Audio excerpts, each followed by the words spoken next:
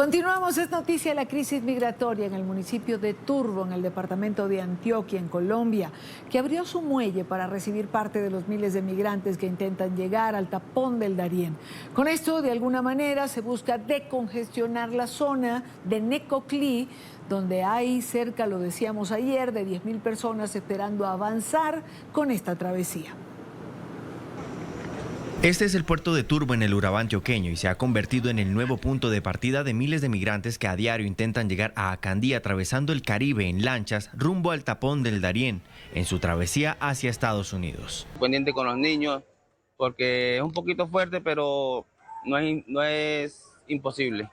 Pues se oyen muchas cosas, muchos rumores, pero la experiencia pues toca vivirla en el camino.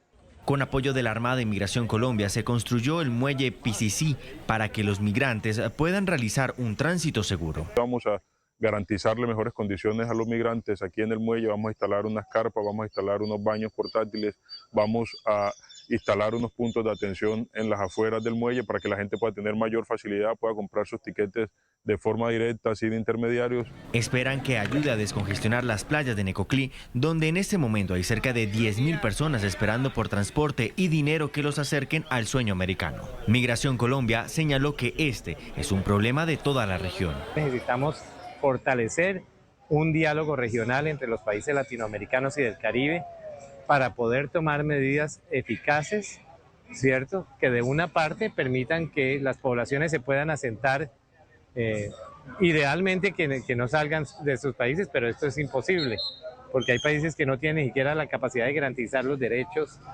de sus gentes. Según las autoridades, en las próximas horas se instalará una mesa de fronteras para seguir evaluando la crisis migratoria y tomar acciones que beneficien a la población que pasa por estos municipios. Y ya que hablamos de la crisis migratoria, lo estamos haciendo desde el día de ayer, vamos a traer a la mesa las cifras que revelara la Organización de Naciones Unidas. La comentábamos en el programa que estábamos haciendo ayer. 7,1 millones de migrantes y refugiados venezolanos en el mundo. Recordemos también que la ONU llamó la atención con este dato. Más de la mitad de quienes han salido de esta nación suramericana no tienen acceso a las 3 comidas diarias. Recordemos que este informe indicaba también que la diáspora venezolana hacia Estados Unidos se había disparado en la última década, impulsada principalmente por la pobreza y por la violencia.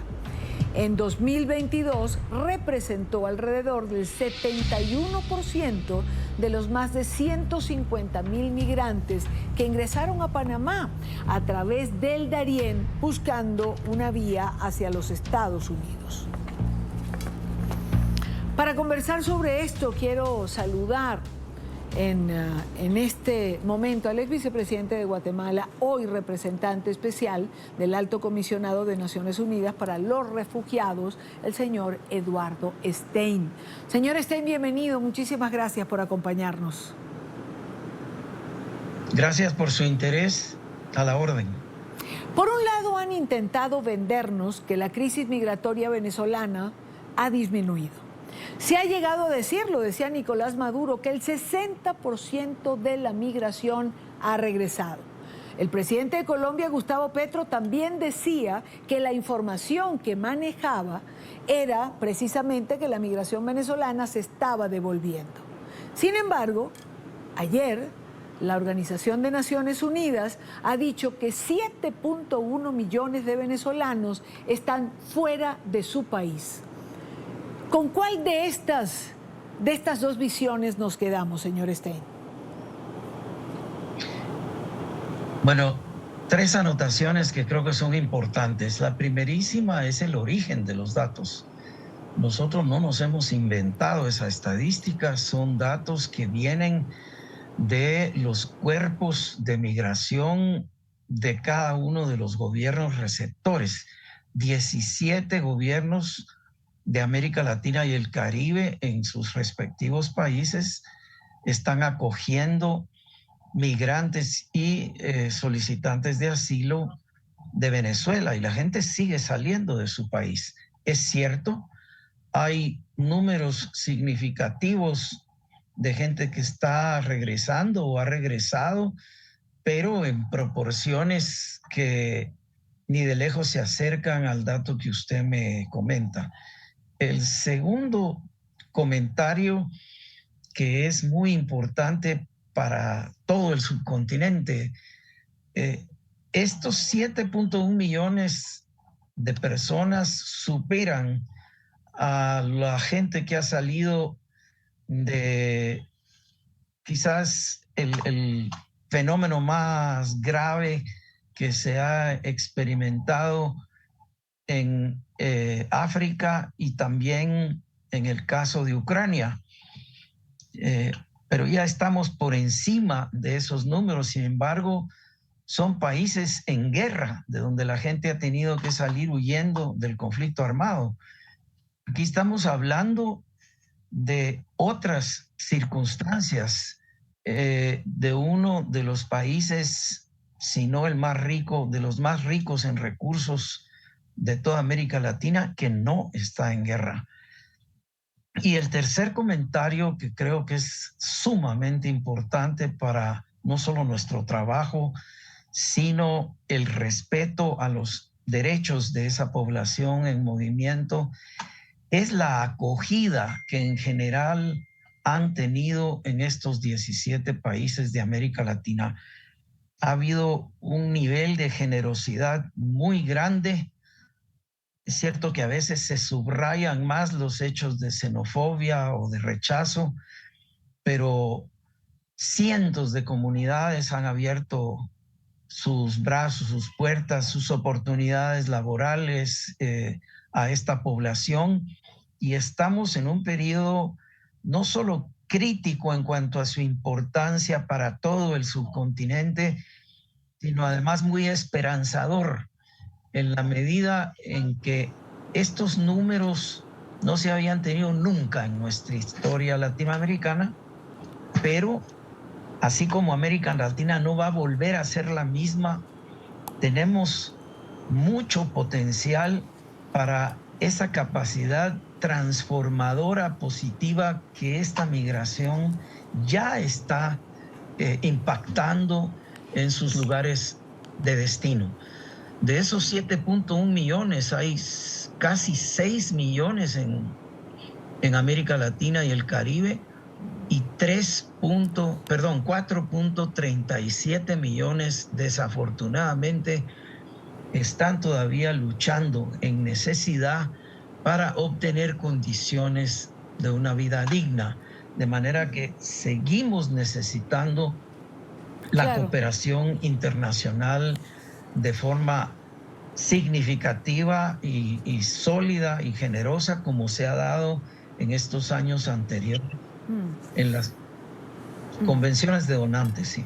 Hay que destacar, y también yo lo hago, la generosidad de muchos países de América Latina para acoger a la migración venezolana, para dar asistencia humanitaria, para regularizarlos, incluirlos en la vida cotidiana. Pero hay también las necesidades humanitarias, señor Stein, que aumentan en la misma medida que aumentan las cifras de la migración. Y por más generoso que se sea, terminan impactando los presupuestos de los países de la región.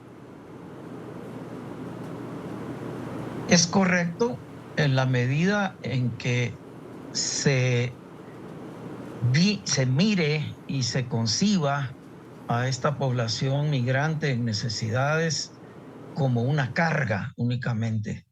Por eso es tan importante el puente que está construyéndose mientras hablamos de una transformación en donde al principio se atienden las urgencias humanitarias, pero es importantísimo que se atienda también la documentación y la regularización migratoria de esta población en sus lugares de destino, en sus comunidades de acogida, y se trabaje porque tanto las comunidades de acogida como la población en movimiento pueda tener acceso a servicios sanitarios, a una alimentación, a una vivienda digna, a la educación de las criaturas y sobre todo a atenciones básicas que en ruta muchas veces no solo le son negadas, sino que por el cierre de fronteras que se produjo durante el COVID-19,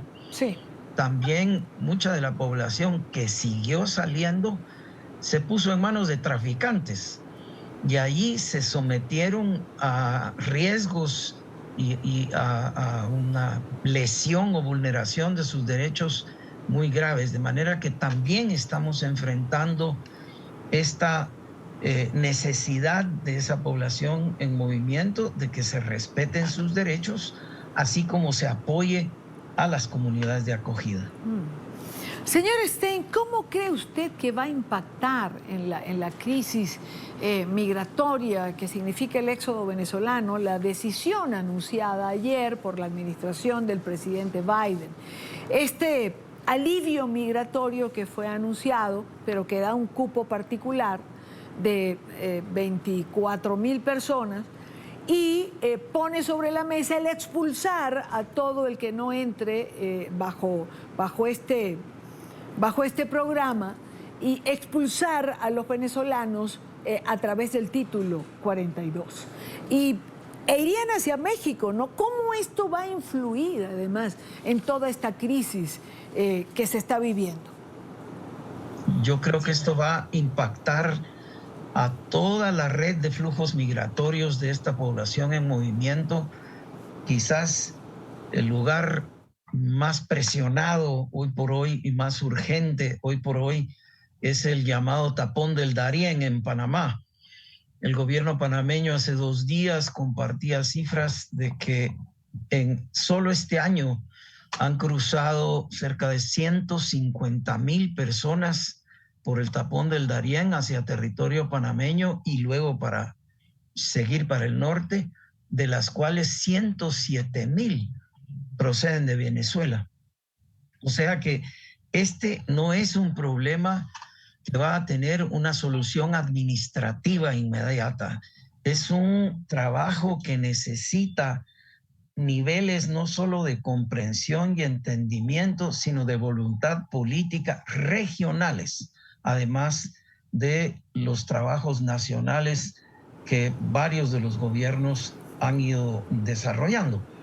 Tiene usted toda la razón, este problema es muy complejo, es bastante delicado por el tipo de consecuencias que en el relativo corto plazo ya está teniendo en diferentes lugares y que es algo que tiene que irse revisando en el camino, porque este flujo hacia el norte sí es un fenómeno relativamente nuevo. Hasta hace poco la población venezolana en movimiento se había concentrado en América Latina, sobre todo en países andinos, en Chile, Argentina, Brasil y en algunas islas del Caribe. Pero esta presión hacia el norte sí es un fenómeno de meses recientes y va a tener que revisarse. Así es, señor Stein. Es un problema complejo, delicado y que tiene que estar en revisión permanente. Eduardo Stein, gracias por compartir estos minutos con nosotros. A sus órdenes, como siempre, también. Un abrazo. Igual para usted.